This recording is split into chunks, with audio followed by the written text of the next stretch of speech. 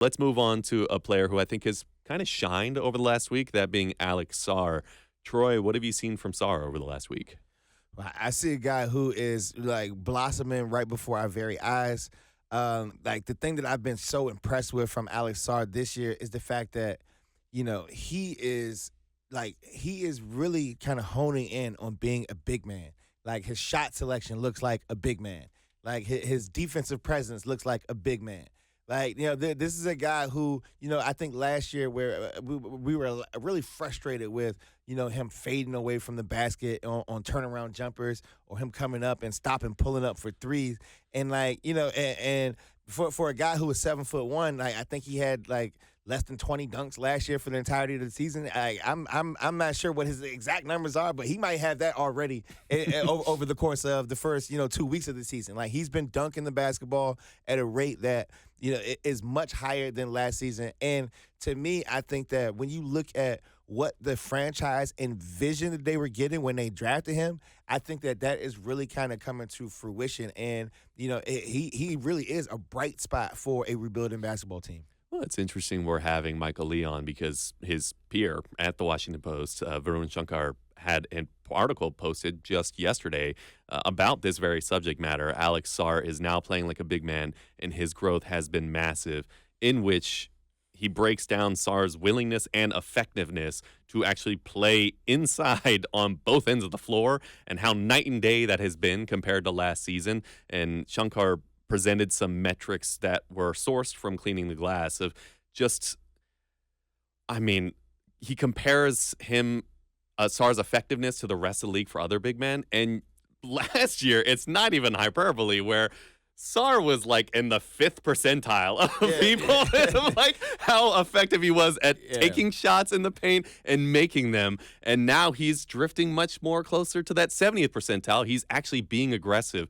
And there are still growths that need to be made. That first game was a big one of them where he really wasn't putting a lot of effort against Giannis, or even more recently against the Knicks. There was a slight moment at the end of the first half in which OG Anunoby had a fairly easy dunk in transition that Sarr kind of gave a half effort to try to contest. Those can be fixed.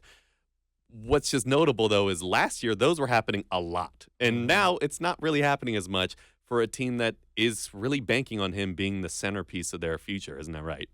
Yeah, no, like the thing is like, that those moments are happening a lot less.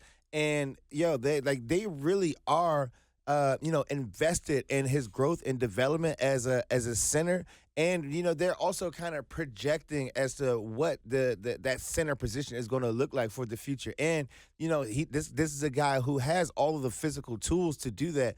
Like we said, it's really just about his mindset and just kind of shifting and also realizing he's 7'1". Yeah, that he's big and he's long. It could be a help. But now let's shift to the team as a whole. We've had a few weeks of the season under the belt. And Troy, as he said, this is when the reality starts to set in. This is what the team is actually going to look like for the majority of the season. And to this point, the Wizards are ranked 29th in offensive rating and 29th in defensive rating. So not ideal, but based on what you've seen, Troy, to this point in the season, do both of those metrics, being 29th in offensive rating and 29th in defensive rating, do you feel that that's an accurate assessment to the eye to this point? Yes, it's a very accurate assessment. Like I said, this last week has been rough. When you're talking about 3 absolute blowout losses, the Wizards, they're getting games where they're getting 16 points, spreads and not covering. It's just bad. Like as far as the outlook for the on court product. But again, like I said, what Isaac said earlier is true. Like this is the reality of the situation when you have that top 8 protected draft pick hanging over top of your head. And so, with the Wizards having the bad lottery luck last year where they dropped 4 spots, so that essentially means that they can't finish with a record worse than the 4th record and just assume they're going to keep their pick. So, this is, I think, all a part of the larger strategy of where the franchise is and how they're doing this rebuild. And so, I think for Wizards fans, is this is going to be the reality for the season, and we should just probably buckle up. Yeah, well, like you said, those two are pretty accurate assessments of the team, but not for nothing. the Wizards do actually have, at the time of this recording, the 6th best defensive field goal percentage this year. So they are a fairly effective team defending the paint to this point. And on the offensive end, I don't really get the same sadness watching the Wizards on offense that I do the Nets and the Mavericks. So, I'll settle for 28th best offense if possible, because those two are pretty awful to watch.